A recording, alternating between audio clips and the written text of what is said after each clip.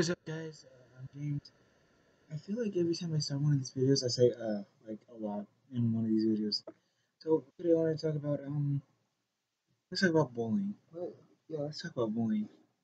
So when I was in fifth grade, fifth, fourth, third. I was in third grade, second grade. Um, uh, I was in a school called Ladder Elementary, and I was a chubby kid. I'm still chubby. I'm still fat and fluffy. But I just wanted to like for me, I didn't really know what was going on. I didn't really understand what bullying was at the time, so I didn't really mind it. Or I minded it. It's just I didn't really know what it was. So I was walking behind this one bully. He bullied almost everyone. No one liked him. Uh, and my sister went up and kicked him. He turns around, looks at me, and hits me right in the gut, right here, right here in the gut. And I stopped breathing for about 2 minutes. And the crossing guard came over and said, "Do you want to go to the principal?" I'm like, "Yes, that should help." So I go in there, and apparently I was faking my injury. I couldn't breathe. I could barely breathe then. Apparently he said I was faking. It didn't hurt after 5 minutes. It hadn't been 5 minutes. It took him so long to call me into his office, and it still hurt like really bad. Um, I never really liked him. He teaches at my middle school now, of course, lucky me. Um, and he canceled my first meeting for my club, so you see how this works out. So it got worse from there. I went on to go on to what was it? It was I think fourth. Yeah, it was fourth grade when I got bullied next.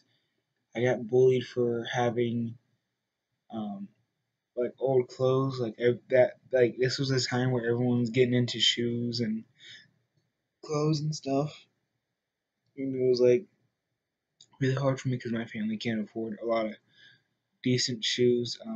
I had a pair of Skechers then, um, and they were fine to me. I could wear them, I could walk in them, so they were okay.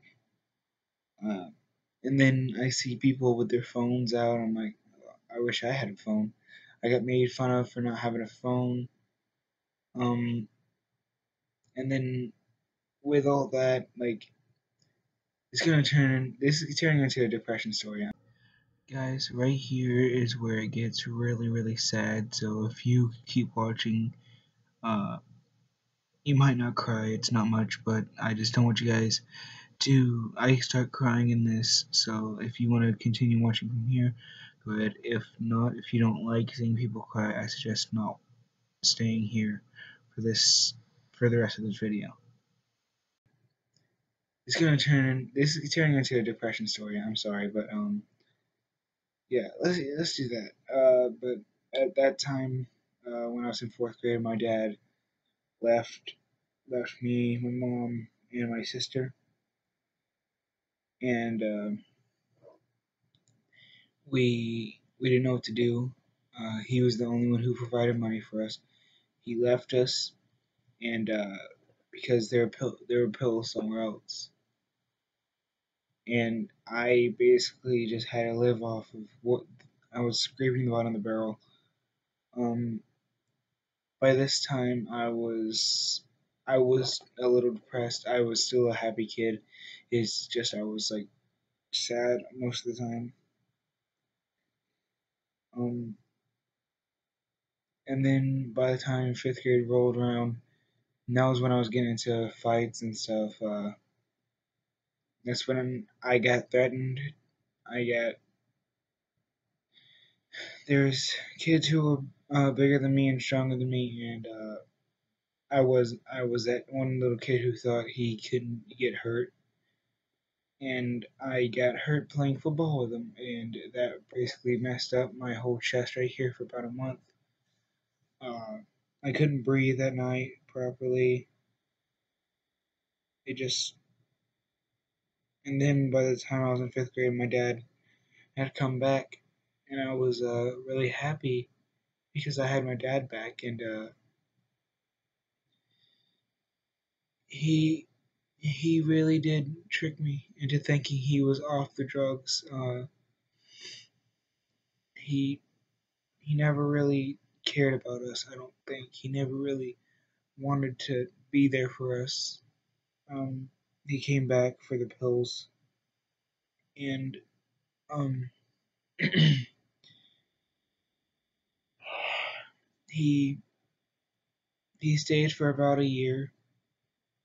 Him and my mom got into a lot of fights. He hit my mom, and it really does pain me that I didn't do anything about it. I feel like it's my fault that I could have stopped it, and I just sat there like a idiot I am.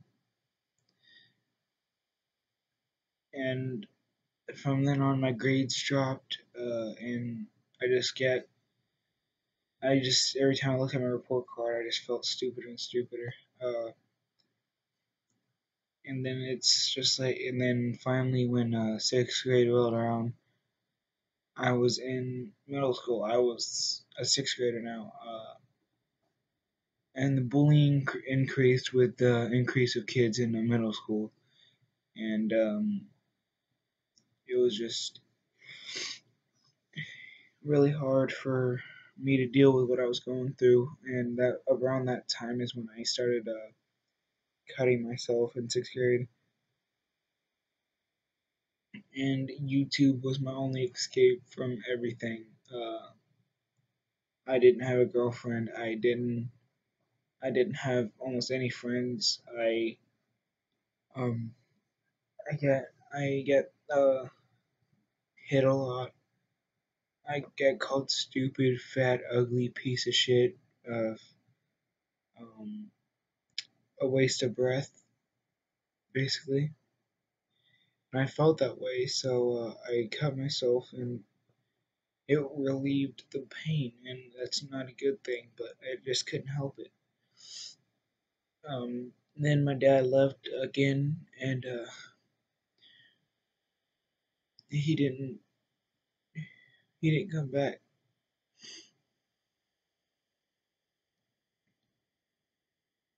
We moved around a lot in when I was a little kid, and we're still doing it now.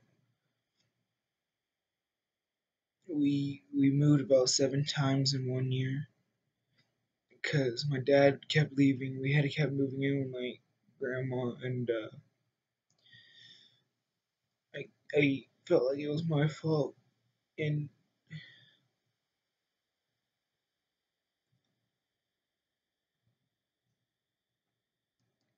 I felt like I could have done something to get him off the drugs and kept him away from it. I felt like it was my fault he left, so I cut myself even more, and I blame myself every day, still to this day, that he left us. I don't really, I say I don't care that he left, but I just really want my dad back. My dad that wasn't on drugs. I, I want a normal life. I don't want to be moving around a lot. I don't want to leave my friends. I want to stay in one place for at least a year before we have to move again. And it's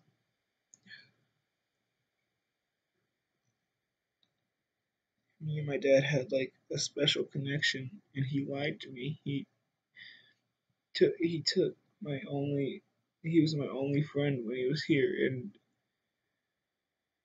he took it away from me, and I feel like it's my fault. I I ran him away.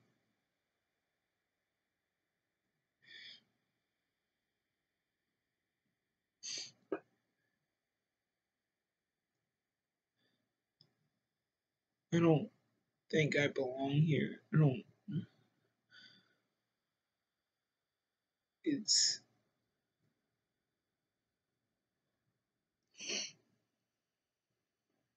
the world's getting more and more fucked up, and I just want to help change it. And I can't do anything because I'm a worthless piece of shit.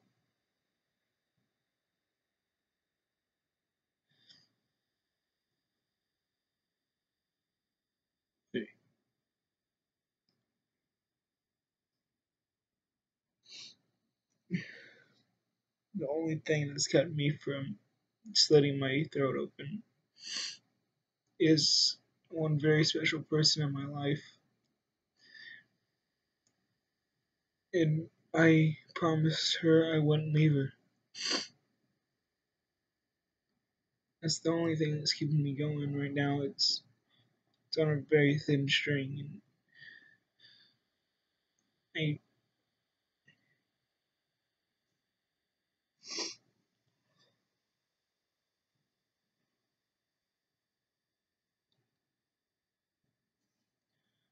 I don't like letting you guys see me like this, and it's really hard. Not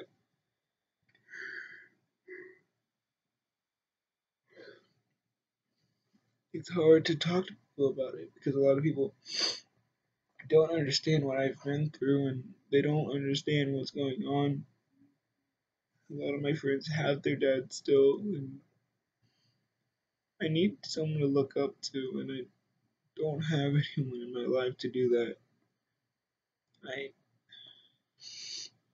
I I'm trying to do the best I can with keeping everyone else happy, and just then I just get kicked aside like I'm a piece of shit.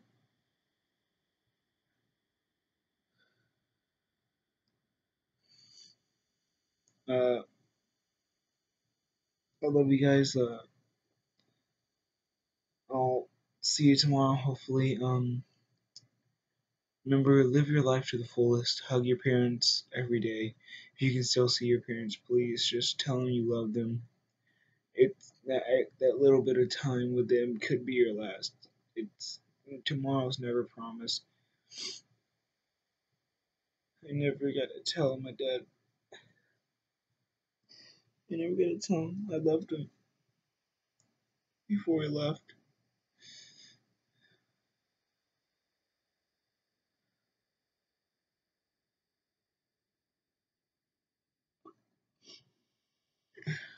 Subscribe for more content, guys.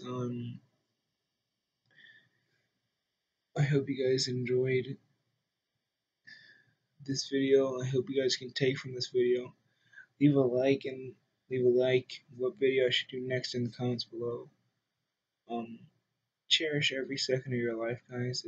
You never know what's gonna happen. Cherish every loved one, every friend you have, because you never know if tomorrow's or if that moment the last day you'll see them, the last time you'll ever see them. It's never promised that you'll see them again, guys. I love you guys so much.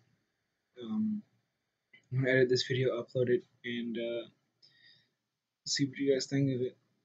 I'm sorry I'm such a big baby about it. It's just hard.